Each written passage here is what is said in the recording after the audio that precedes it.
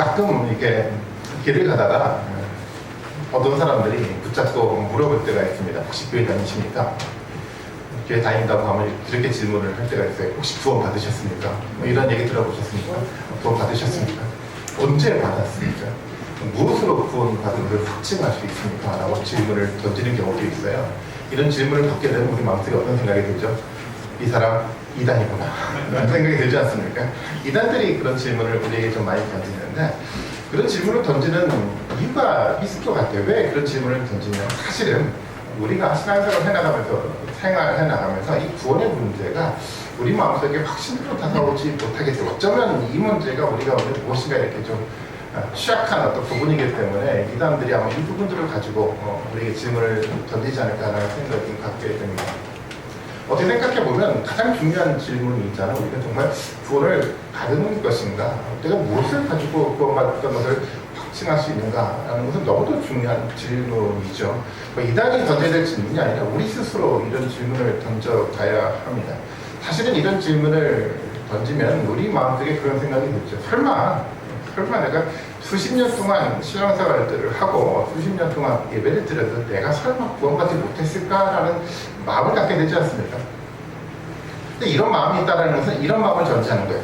혹시 내가 구원받지 못한 것은 아닐까라는 마음이, 이 마음은 다른 한편 속에서 이 두 가지 마음이 양립하고 있지 않을까요?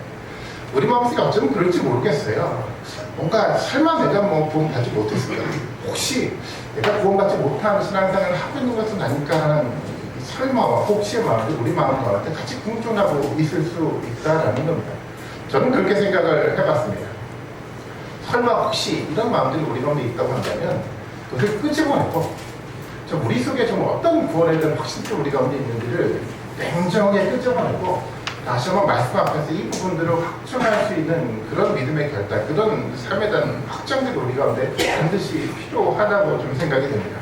막연하게 되겠지, 막연하게 내가 천국에 가겠지가 아니라, 우리가 로마서 말씀을 읽어가고 있는데 이 로마서 말씀을 통해서 맞아, 예수 그리스도 통해서 내가 구원받았어, 예수 그리스도 말씀을 통해서 정말 내가 구원의 확정을 받았어라는 명확한 확고한 믿음의 터 속에 좀 우리가 세워줬으면 좋겠다라는 좀 마음을 좀 갖습니다. 그래서 우리 모든 분들이 설마 혹시가 아니라 바로 다 끄집어내고 정말 말씀 속에서 정말 구원의 길들이 내 가운데 이렇게 열렸고 내가 이것을 가지고 예수 그리스도와 동행하며 저 하나님 나라를 가고 있구나라는 확정적인 이 고백과 결단이 좀 우리 가운데 정말 함께 했으면 좋겠습니다. 오늘 그 7장의 본문을 좀 읽고 저도 이제 준비를 하는데 아주 복잡한 얘기가 너무도 많아요. 사실은 신학적 논리를 가지고 따져본다고 한다면 되게 혼돈스럽고 때로는 모순 같은 이야기가 이 본문에 기록이 좀 돼 있어서 많은 사람들이 많은 논란거리가 7장을 통해서 사람들이 좀 이야기를 해나가기 시작을 하더라고요. 그래서 신학적 논리를 유지를 해나가지만 신학적 논리만을 가지고 본문을 설명하기는 참 어렵겠다라는 생각이 좀 들었고요. 저는 조금 더 이 이야기를 우리의 삶 속에서, 과거 이스라엘 역사적 삶 속에서 이 부분들을 이해하는 것이 조금 더 이해하기 쉽지 않을까라는 생각이 좀 들어서 그런 방향 속에서 오늘 본문에 대한 이야기를 여러분들과 좀 나눔을 좀 하려고 합니다. 조금은 어려울 수 있지만 여러분들이 집중해서 오늘 이야기를 좀 들어주셨으면 좋겠고요. 그래서 오늘 본문에 보면은 사도 바울이 이제 나라는 단어를 많이 사용을 하잖아요. 24절에서도 보면 오호라 나는 공고한 사람이로다 이 사망의 몸에서 누가 나를 건져내랴. 우리 주 예수 그리스도로 말미암아 하나님께 감사를 드리다 그런즉 내 자신이 마음으로는 하나님의 법 육신으로는 죄의 법을 섬기노라라는 이 표현들을 해나가면서 나라는 단어를 쓰고 있는데 과연 여기서 과연 나는 누구인가라는 질문을 던지고 있어요. 이 나는 누구죠 여기서? 사도 바울이죠. 문법적으로 보면 사도 바울인데 사도 바울이라고 하기에는 어려움이 있어요. 사도 바울은 어떤 신앙을 가지고 있었냐면 나는 사도 바울은 난 율법에서 이제 해방에 대해서 자유로움을 얻었다라는 확고한 믿음을 가지고 있었던 사람이 사도 바울이잖아요. 오늘 본문의 이야기를 읽어 내려가다 보면 그렇지 않은 표현들이 너무도 많아요. 죄의 법이 마음 가운데 존재하고 있고 죄의 지배를 받아가고 있고 사막의 눈앞에 보이는 그런 삶들을 살아가고 있는 어떤 사람에 대한 이야기를 좀 해나가고 있지 않습니까? 그래서 사람들은 이 나가 사도 바울이 아닐 것이다 라고 해석을 좀 하기도 해요. 그렇다면 나는 또 누구인가라는 질문 속에서 그렇다고 한다면 또 사도 바울이 아니다라고 이야기하기도 본문의 내용상 어려움들이 좀 생겨납니다. 그래서 이 본문을 이해할 때 그렇다고 한다면 이 나가 도대체 누구인가라는 이 실체를 먼저 파악하고 본문에 대한 이야기를 이해하는 것이 좋은 방향이라고 생각합니다. 본문 속에서 말하고 있는 이 나라는 것은 어떤 나 자신만을 말하는 것이 아니라 우리라는 개념 속에서 이 나라는 개념들을 이해를 해 나가야 됩니다. 한 사람을 말하는 것이 아니라 사도 바울을 포함한 우리라는 공동체를 여기서 이 나라는 단어로 표현을 했다라는 겁니다. 좀 더 정확하게 말하자고 한다면 그 이스라엘 공동체, 오늘 우리의 표현으로 말한다고 한다면 교회 공동체, 바로 이 공동체를 이 나라는 단어로 표현을 했습니다. 이스라엘 공동체, 또 오늘날로 말한다고 한다면 그 교회라는 공동체 이런 공동체잖아요. 그 예수님이 믿음을 통해서 이 구원의 길을 열어놓으셨어요. 사람들은 그 구원의 길에 대한 이야기를 들었어요. 또 어떤 이야기도 듣습니까? 예수 그리스도를 통해서 완성될 하나님 나라를 소망으로, 이야기로, 말씀을 통해서 들었던 사람을 말하고 있어요. 여기서 말하는 우리라는 공동체는 뭐냐면 예수님의 열어놓으신 구원의 길 앞에 선 사람을 말하고 있습니다.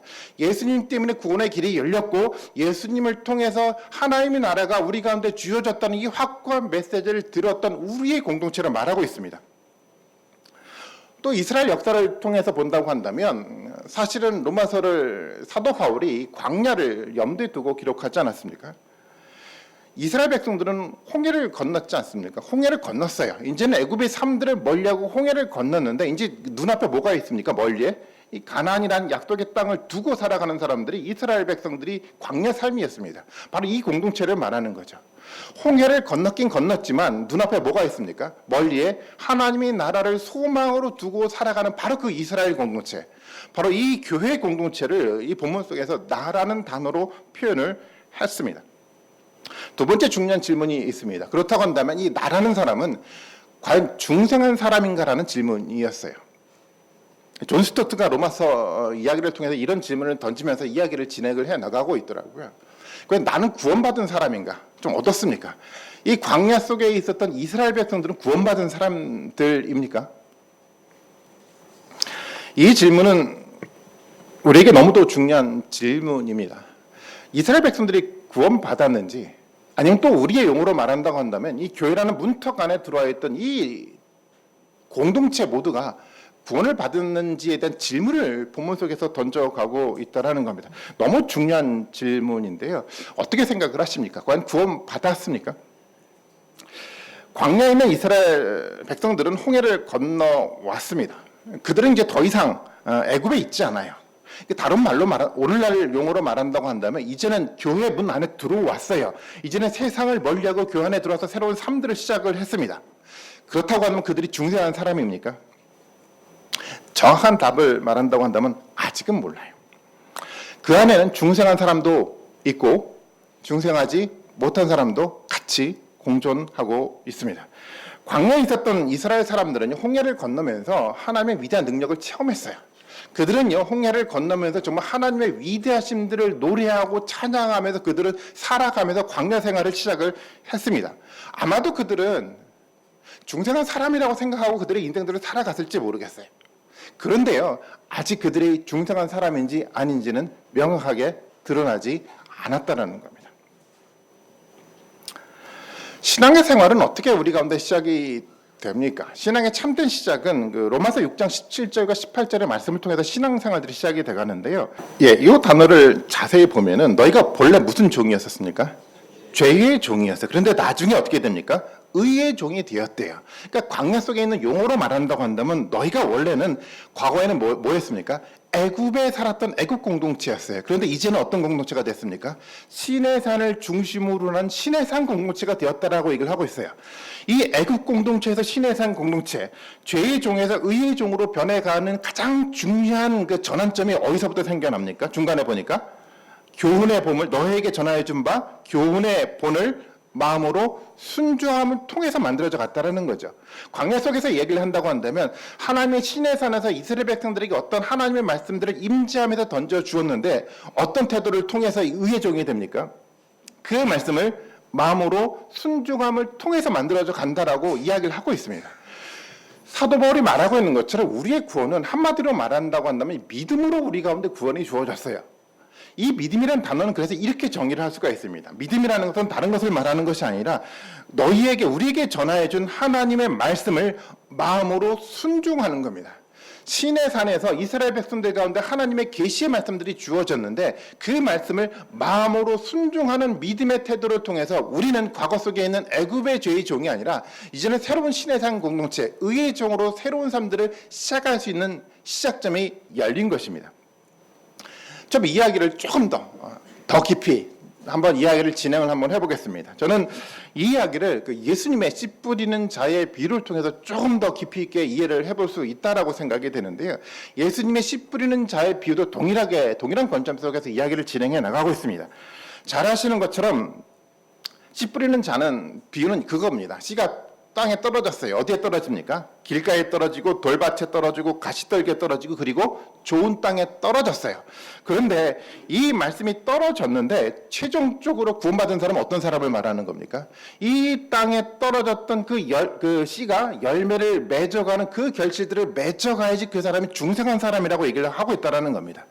어떤 사람은 하나님 말씀을 들었어요. 그 말씀에 감동이 됐어요. 그 말씀이 너무도 즐거워요. 근데 그것만 가지고 보장이 되지 않아요. 어떻게 돼야 됩니까?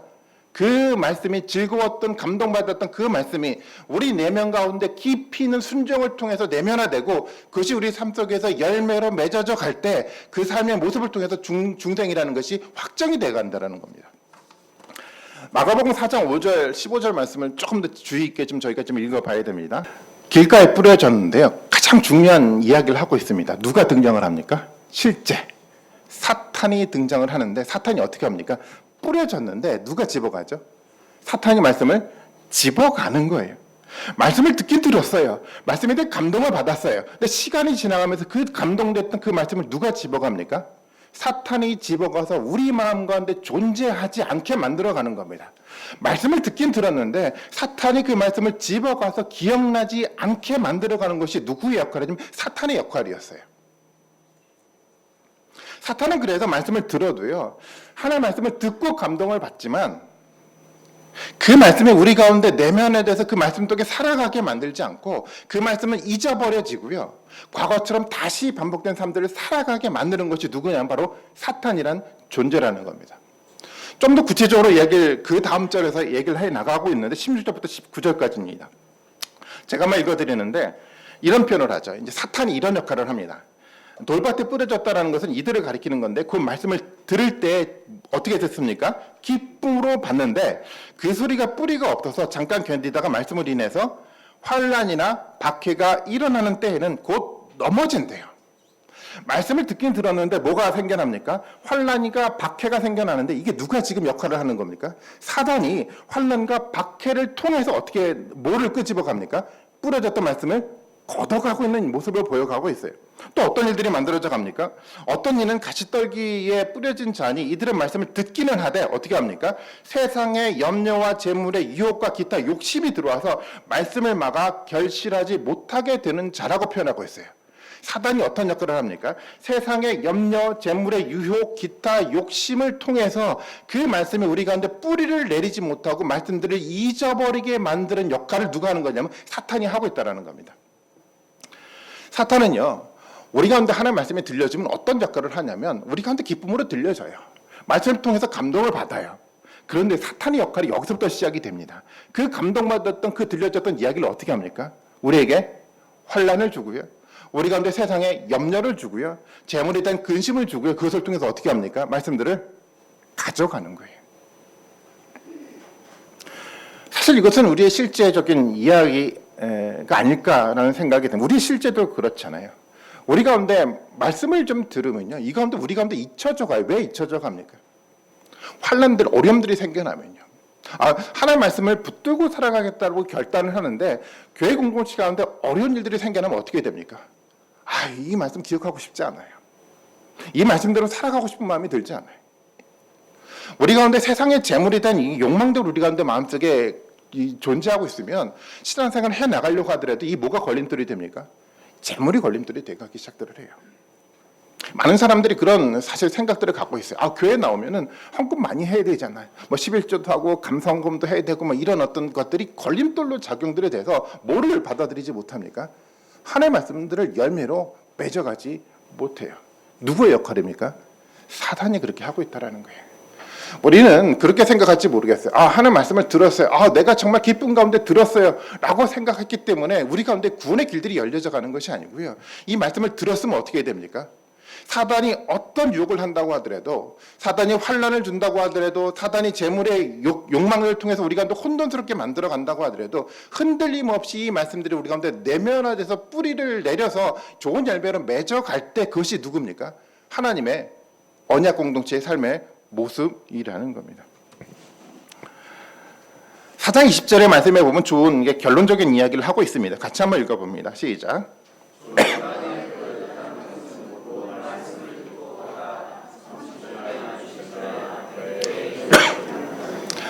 좋은 땅에 뿌려졌다는 것은요, 좋은 마음을 가지고 말씀을 받아들이는 사람은요, 하나님 구원받은 사람이요, 중생한 사람들은 그렇게 하는 겁니다. 말씀을 마음으로 순종함을 통해서 믿음으로 결단해서 정말 30배, 60배, 100배의 결실을 맺어가는 사람이요, 이 사람이 바로 하나님의 사람이다라고 성경은 정의를 하고 있습니다.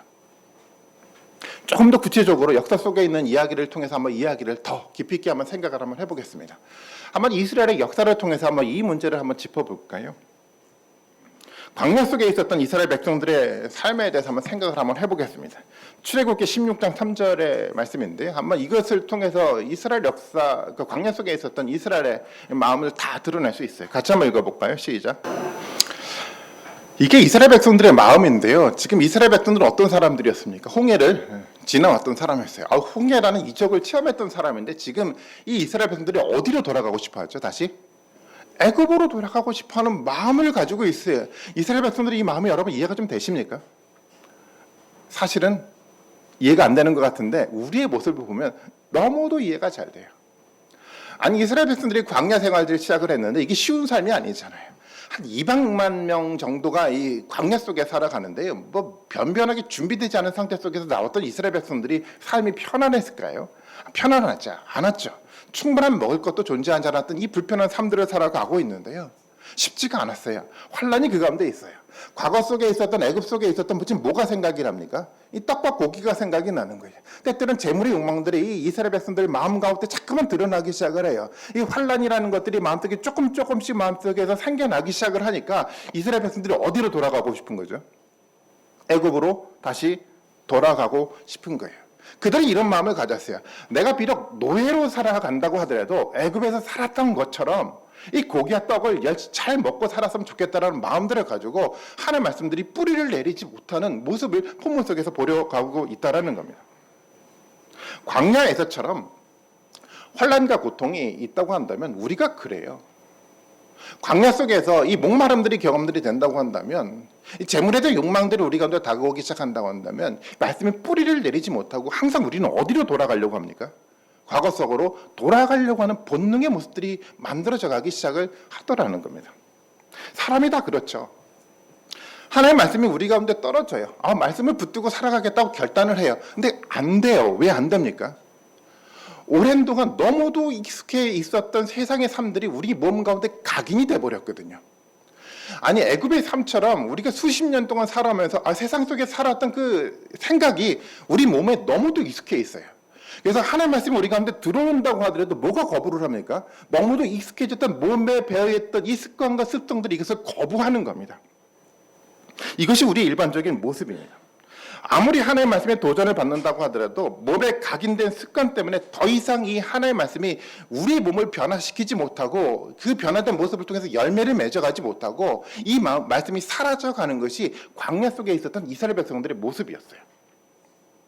어떻습니까? 우리의 모습을 들여다본다고 한다면 누구나가 다 하나님의 말씀을 듣고 감동을 받을 수 있어요. 누구나가 하나님의 말씀을 듣고 은혜를 경험할 수 있어요. 그런데요, 이 말씀이 우리 마음속에서 떠나지 않고 기억하고 삶 속에서 몸에 각인돼서 열매가 맺어기까지 끊임없이 결단하고 살아갈 수 있는 삶의 모습이 우리 가운데 얼마만큼 존재하고 있습니까? 아니면 광야 속에 있었던 이스라엘 백성들처럼 우리 몸에 가지고 있었던 이 습관들 때문에 하나님의 말씀을 거부하는 삶들을 살아갑니다. 항상 우리는 그렇게 생각을 해요. 하나님의 말씀이 들어오긴 들어오는데 사실은 거부는 할 수 없으니까 적당하게 사실은 타협점을 찾아가죠. 이 정도만 하면 돼라는 타협점들을 찾아가면서 우리의 몸의 습관들을 유지하려고 노력을 하는 것이 우리 신앙생활의 삶의 모습인지 모르겠어요. 신앙의 삶이라는 것은 어떤 것을 말하는 거냐면 타협점을 찾는 것이 아니라 하나님의 말씀이 우리 가운데 들어왔다고 한다면 너무도 수십 년 동안 각인돼서 우리 가운데 습관으로 뿌리를 내렸다고 하더라도 그것을 거부하고요. 이 하나님의 말씀 가운데 살아내 나가는 삶들이 신앙의 참된 삶의 모습이라는 겁니다. 어렵습니까? 여기서 우리는 중요한 한 가지 사실을 발견하게 됩니다. 어떤 사실을 발견하게 됩니까? 우리 내면 속에 존재하고 있는 이 두 가지 마음이 발견이 돼요. 하나님의 말씀이 들어와서 생겨났던 새로운 마음들이 발견이 되고요. 또 어떤 마음들 우리 내면 속에 존재하고 있습니까? 과거의 습관들을 유지하려고 하는 또 다른 의지, 또 다른 마음, 또 다른 자가 우리 마음 가운데 공존하고 있다는 사실을 발견하게 됩니다. 이것이 신앙생활의 모습이에요. 신앙생활이라는 것은 다른 것을 말하는 것이 아니라 우리 오랜 동안 몸에 익숙해서 만들어져 갔던 우리의 옛적인 자아요. 우리가 과거의 옛적인 자아를 통해서 만들어왔던 우리의 의지가 있는데 새로운 하나님의 말씀을 통해서 만들어져 갔던 새로운 마음들과의 영적인 충돌이 생겨가는 것이 그것이 신앙생활의 모습입니다. 로마서 7장 21절부터 24절까지 말씀해 보면 이 영적인 충돌이 사도 바울 마음 가운데 어떻게 이루어져 가고 있는지 또 이스라엘 공동체 가운데 교회라는 공동체 가운데 어떤 모습으로 드러나고 있는지를 너무도 정확하게 사도 바울은 기록을 하고 있습니다. 뭐라고 얘기를 하고 있습니까? 그러므로 내가 한 법을 깨달았는데요. 곧 선을 행하기 원하는 나에게 악이 함께 있는 것이로다. 속사람으로는 하나님의 법을 즐거워하는데 지체 속에서 또 다른 한 법이 내 마음의 법과 싸워 내 지체 속에 있는 죄의 법으로 나를 사로잡는 것을 보는도다. 오히려 나는 곤고한 사람이로다. 이 사망의 몸에서 누가 나를 건져내랴. 사도 바울의 이 고통의 신임의 소리가 여러분 좀 이해가 좀 되십니까? 마음속에 하나님 말씀 때문에 새로운 마음으로 살아가려고 하는 의지가 있는데 또 뭐가 방해를 합니까? 과거 속에 있었던 이 죄의 습관들이 끊임없이 방해를 하면서 두 가지 마음이 내 내면 속에서 끊임없이 전쟁을 벌여가고 있는 내적인 전쟁을 사도 바울이 고백하고 있다는 겁니다.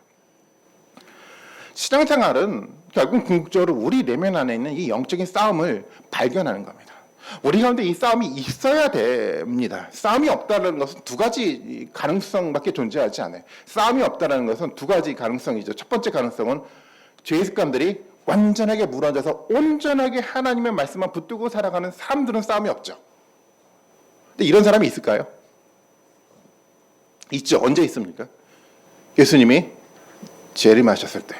예수님이 재림하시기 전까지는 이런 사람들이 없죠. 아니 사도 바울도 고통하고 있는데 누가 감히 내 가운데는 영적인 싸움이 없습니다라는 얘기를 누가 감히 할 수 있을까요? 영적인 싸움이 없다는 건 또 우리 가운데 영적인 싸움이 없다는 것은 두 번째 가정 어떤 겁니까? 하나님의 말씀이 전혀 우리 가운데 작동하지 않을 때도 영적인 싸움이 없어요. 말씀이 듣기는 들어도 이것이 내 가운데 중요하지 않아요. 말씀은 별로 나한테 중요하지 않아요 라고 생각하고 살아가는 사람들, 과거에 있었던 죄의 습관들을 그대로 유지하고 살아가는 사람들 가운데 내 내면 속에 싸움이 존재하지 않아요. 신앙생활은 다른 것을 말하는 것이 아니라 우리 가운데 새롭게 끊임없이 들려져가는 하나님의 말씀 때문에 과거의 죄의 습관과 끊임없이 영적인 전쟁을 벌여가는 그것이 신앙생활의 모습이라는 겁니다. 보통 사람들은 영적인 싸움을 잘못 이해를 합니다. 영적인 싸움을 세상과 나와의 전쟁이라고 생각을 하고 있어요. 어떤 사람들은 공동체 안에서 다른 사람과 나와의 전쟁은 영적인 싸움이라고 생각하고 다른 사람들과 싸우려고 하더라고요. 영적인 싸움은요, 세상과 다른 사람과의 전쟁이 아니라 누구와의 싸움이냐면 내 안에 존재하고 있는 하나님의 말씀과 죄의 어떤 습관들과 싸우는 그 싸움이 영적인 싸움입니다. 영적인 싸움을 다른 곳에서 여러분 찾지 마시고 우리 내면 속에 존재하고 있는 이 하나님의 법과 과거의 법들이 이 전쟁을 벌여가는 그 갈등 속에서 벌어지는 그 영적인 싸움의 실체를 우리가 발견해 나가야 되지만 이 전쟁에서 승리할 수 있는 힘들이 우리 가운데 벌어져 가요. 교회라는 공동체가 그렇습니다. 내 속에 있는 영적인 싸움의 이 실체를 발견을 하고 영적인 승리를 해 나가야 되는데 사람들이 나와 다른 사람과의 싸움으로 생각하고 싸움을 쌓아가요. 그러니까 뭐가 생겨납니까? 교회 가운데 이 갈등과 이 분립이 생겨나기 시작합니다. 교회가 하나 돼가기 위해서는 뭐냐면 이 영적인 싸움을 다른 사람과 내가 하는 것이 아니고요.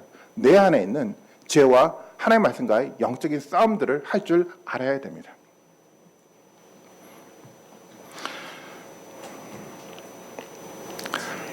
우리가 어떻게 그렇다고 한다면 이 영적인 싸움에서 승리할 수 있을까요? 우리 안에 내면 속에 이 영적인 전쟁이 벌어져 가고 있는데 승리해야 되잖아요. 우리가 어떻게 승리할 수 있습니까? 어떻게 승리해서 우리 가운데 하나님이 약속했던 이 중생의 열매를 우리 가운데 맺어갈 수 있겠습니까? 너무도 중요한 질문입니다. 이 질문에 대한 답을 저는 로마서 7장 6절에 사도 바울이 언급하고 있다라고 좀 생각을 하고 있습니다. 이 문장을 통해서 우리가 발견해야 될 중요한 단어가 있는데 사도 바울의 이야기는 두 개를 항상 비교를 하고 있기 때문에 이 비교가 되는 두 개의 단어를 찾아내는 것이 되게 중요한데 두 개의 단어를 찾아내면 이런 단어입니다. 앞부분에 보니까 영의 새로운 것과 또 비교가의 대상이 되는 것이 뭐냐면 조문의 묵은 것이라는 이 두 개의 단어를 비교를 하고 있어요. 이 단어를 찾아내는 것이 되게 중요한데요. 사도 바울은 뭐냐면 영의 새로운 것으로 살아가야 되는 거지 조문의 묵은 것으로 살아가면 안 된다는 얘기를 좀 하고 있어요. 좀 말이 좀 어렵죠. 선명하지 않죠. 이 이야기를 사도 바울의 삶을 통해서 들여다보면 쉽게 좀 이해가 됩니다. 사도 바울은 어떤 사람이었냐면 율법 학자였어요. 율법을 열심히 공부했어요. 공부한 것뿐만 아니라 정말 율법에 기록된 대로 최선을 다해서 섬기고 순종하고 따라가려고 노력했던 사람이 사도 바울이었어요. 열심히 율법을 가지고 따라가고 묵상하고 살아갔는데 열심히 율법을 묵상할 때마다 뭐가 드러납니까? 내 내면 가운데 계속 죄가 드러나는 거예요. 죄가 드러나니까 사도 바울은 어떻게 합니까? 더 열정적으로 말씀을 붙들고 살아가려고 노력을 했어요. 그래서 어느 정도 열정했냐면 이단이라고 생각했던 그리스도인들을 잡아다가 감옥에 누려고 하는 열정의 헌신까지 보였던 사람들이 사도 바울이었습니다. 그런데 사도 바울은 알고 있었어요. 아무리 율법을 가지고 헌신적으로 살아간다고 하더라도 이것이 나를 의롭게 만들지 못한다는 사실을 발견을 했는데요. 그런데 어느 순간인가 깨달음이 생겨났죠. 이 율법을 통해서 뭐가 발견이 돼가기 시작하냐면 예수 그리스도가 이 말씀을 통해서 발견되는 순간 사도 바울은 새로운 깨달음을 얻게 됩니다. 아시는 것처럼 사도 바울은 다메섹에서 누구를 발견합니까? 예수 그리스도를 발견하게 됐어요. 그동안 열심히 하는 말씀을 묵상을 하고 열심히 공부를 했는데 그 속에서는 이 사도 바울이 뭐를 발견하지 못했냐면 예수 그리스도를 발견하지 못했어요. 사도 바울이 본문 속에서 말하고 있는 것은 뭐냐면은 사도 바울이 영의 새로운 것이라고 하는 것은 그동안 말씀들을 읽었는데 그 속에서 예수 그리스도가 발견되지 않았는데 새롭게 예수 그리스도를 체험하고 난 다음에 말씀을 읽을 때마다 그 속에서 누가 발견이 돼가더라는 거죠? 예수 그리스도가 발견이 돼가더라는 거예요. 말씀이 새롭게 보여져 가기 시작을 했어요. 과거 속에 있는 율법은요, 나를 죄되게 만들었고 내 죄의 모습들을 드러나는 정도까지 기능을 하지 못했는데 그 속에서 예수 그리스도가 발견이 되니까 새로운 사실을 발견하기 시작했죠. 그 예수 그리스도가 나를 어떻게 이끌어갑니까? 죄 속에 머물게 하지 않고 그 예수 그리스도가 이제는 구원의 길로 이끌어가는 능력의 삶들을 만들어가는 새로운 사실을 이 사도 바울은 보기 시작을 했다라는 겁니다. 사도 바울은 여전히 하나님의 말씀을 붙들고 율법을 붙들고 살아갔어요. 근데 과거와 이제는 달라요. 과거는 율법의 조문으로 문자적으로만 율법을 바라봤을지 모르겠지만 이제는 새롭게 이 말씀을 통해서 뭐를 경험하기 시작합니까? 예수 그리스도가 경험되는 이 축복의 은혜를 사도 바울이 경험하고 있어요. 사도 바울이 그래서 우리에게도 중요한 겁니다. 우리가 말씀을 읽을 때 말씀을 통해서 우리는 누가 발견이 돼가야 되는 겁니까? 그 속에서 예수 그리스도가 발견이 돼가야 돼요. 어떤 사람들은 말씀을 들여다보면서 교훈적인 얘기로 받아들이는 경우들이 많아요. 성경에 보니까 선한 좋은 얘기를 많이 하고 있으니까 이 선한 모습들을 내가 살아가면 되지라고 생각하고 이 말씀을 읽는 경우들이 너무도 많아요. 이게 예전에 불교에서 이게 수행하는 것처럼 이 선한 얘기가 있으니까 이것을 붙들고 열심히 하다 보면 이것이 내 것이 되겠지라고 생각하고 살아가는 경우도 있어요. 신앙생활들은 출발점이 다릅니다. 이 속에서 사실은 뭐를 발견해 나가야 되냐면 바로 예수 그리스도를 발견할 수 있는 영적인 능력이 있어야 되지만 그것이 우리의 구원을 이끌어 간다는 겁니다. 말씀을 통해서 중요한 것은 뭐냐면 예수 그리스도를 발견하는 겁니다. 또 다른 말로 말한다고 한다면 8장의 용어인데 뭐를 발견하는 거냐면 바로 예수 그리스도로 이끌어가고 있는 성령의 능력을 경험하는 것을 말해요. 우리가 이 사실을 잘 알아야 되는데요.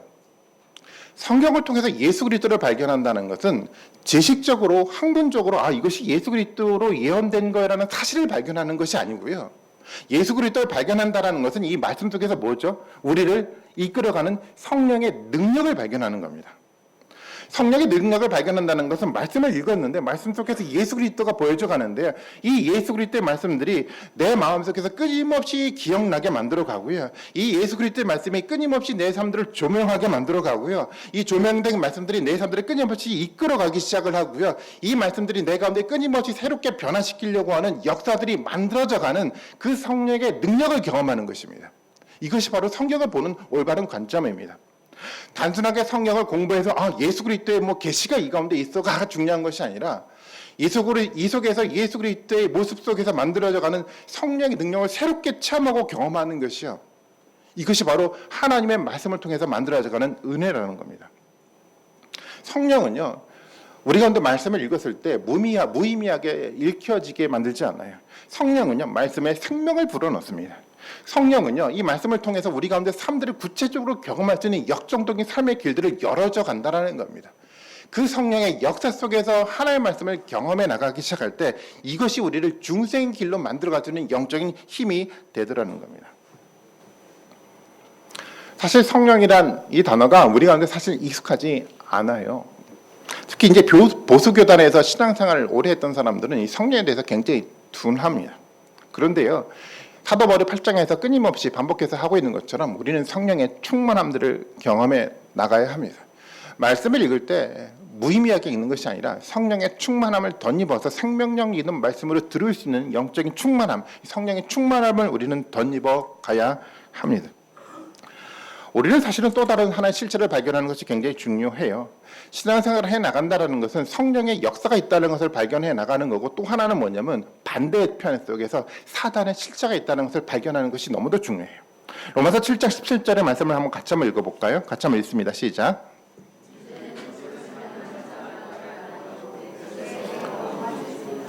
사도 바울의 생각이었어요. 사도 바울은 내 마음속에 이 죄된 모습들이 끊임없이 있는데 이것은 누가 지금 이것을 행하게 만들어갑니까? 내가 아니라 내 속에 있는 죄래요. 여기서 말하는 죄는 누구를 말하는 겁니까? 죄를 이끌어가는 사단을 말하고 있는 거예요. 사단은 나 마음속에 있었던 이 죄를 통해서 단순하게 내가 잘못을 했다라는 나의 어떤 실체를 발견하는 것이 아니라 그 나의 너머 속에서 이끌어가는 사단의 실체를 좀 얘기를 해나가고 있다는 겁니다. 이 사단의 실체와 싸우기 위해서 우리는 누구의 힘이 필요한 겁니까? 내가 불가능해요. 누가 가능합니까? 성령의 능력으로 이것을 감당해 나가야 된다는 겁니다. 이것이 성령의 사역입니다. 그래서요, 이 사단의 실체를 발견하고 우리 가운데 존재하고 있는 또 다른 성령의 능력들을 경험해 나가고 그 성령의 능력에 우리의 삶들을 구원의 길로 만들어가는 그 위대한 복음의 능력을 경험하는 것이 신앙의 모습입니다. 로마서 1장 16절의 말씀이 같이 한번 읽어볼까요? 우리 전에 처음에 읽었던 이야기인데 같이 한번 읽어봅니다. 시작.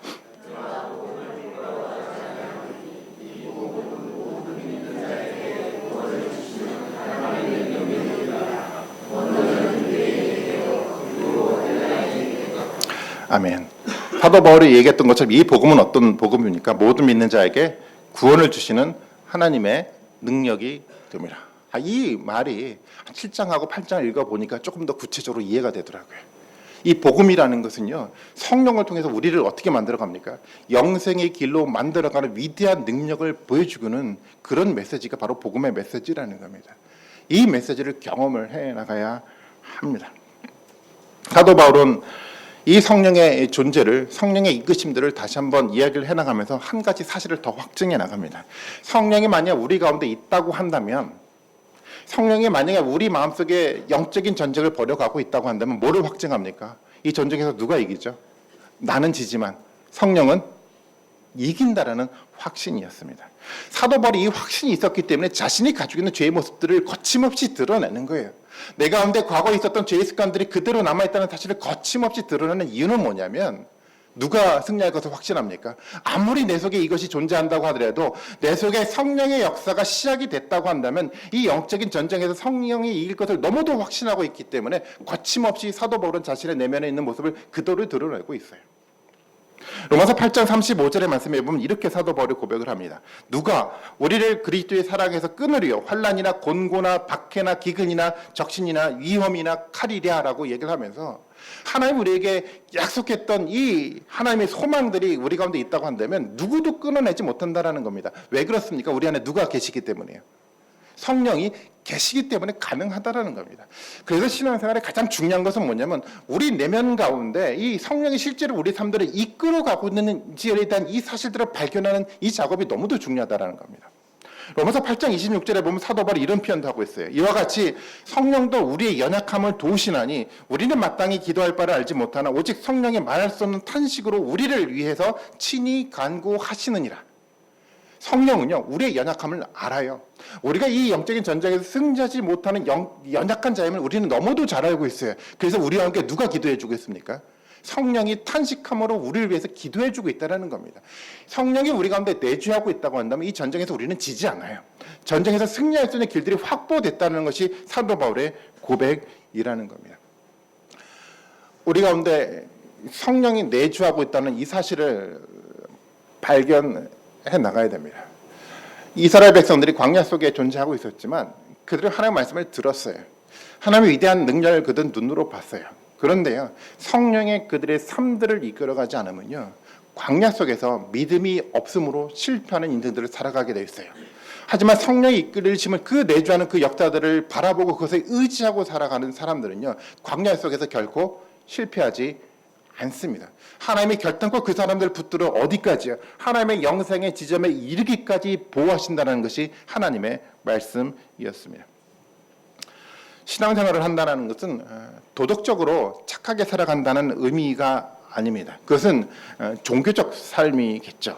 신앙이라는 것은 우리 가운데 내주하고 있는 성령과 더불어 살아가는 삶의 모습입니다.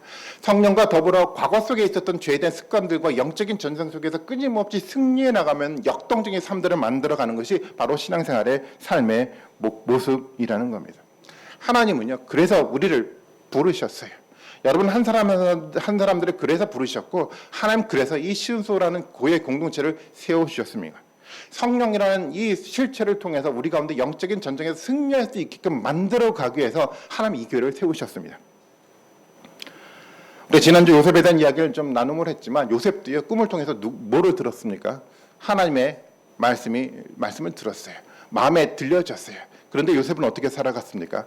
어떤 혼란이 있다고 하더라도요, 어떤 재물에 유혹이 있다고 하더라도요, 그것을 뿌리치고 몸만 붙들고 살아갔습니까? 말씀을 붙들고 살아가면서 그의 꿈들을 이루어갔던 것이 요셉의 모습이었어요. 우리도 마찬가지라고 생각합니다. 누구나가 말씀을 듣고 감동받을 수 있어요. 누구나가 말씀을 듣고 기쁨으로 기억할 수가 있어요. 하지만 중요한 것은 뭐냐면 말씀을 정말 잊지 않고 기억하고 말씀 속에서 성령의 역사와 더불어 우리의 인생들을 변화시키고 만들어가는 성령의 역동적인 삶에 대한 결과들이 우리 가운데 있어 가야 됩니다. 그래서 궁극적으로는 이 성령의 역사를 근거로 정말 우리 가운데 하나님의 참된 구원의 역사가 우리 가운데 주어졌다는 이 확신들을 가지고 살아가는 것이 신앙의 근본적인 결론이 돼 가야 합니다. 앞서 말씀을 드렸던 것처럼 우리는 그런 생각을 가질 수 있었어요. 혹시 내가 구원받지 못한 것은 아닐까? 설마 내가 뭐 구원의 길에서 뭐 떠나 있을까? 이 설마하는 혹시라는 마음들을 우리 가운데 내재하고 있을지 모르겠어요. 이 모습들을 끄집어내고요, 성령의 역동적인 역사를 통해서 우리 가운데 구원의 확신이란 견고한 터 속에 살아가시는 여러분들이 되셨으면 좋겠습니다. 성령의 놀라운 충만한 은혜가 정말 이번 한 주간도 우리의 삶들을 지배해서 그 성령이 우리 삶 속에서 승리하는 놀라운 축복의 은혜가 우리 모든 분들 가운데 함께하기를 주님의 이름으로 축원드리겠습니다.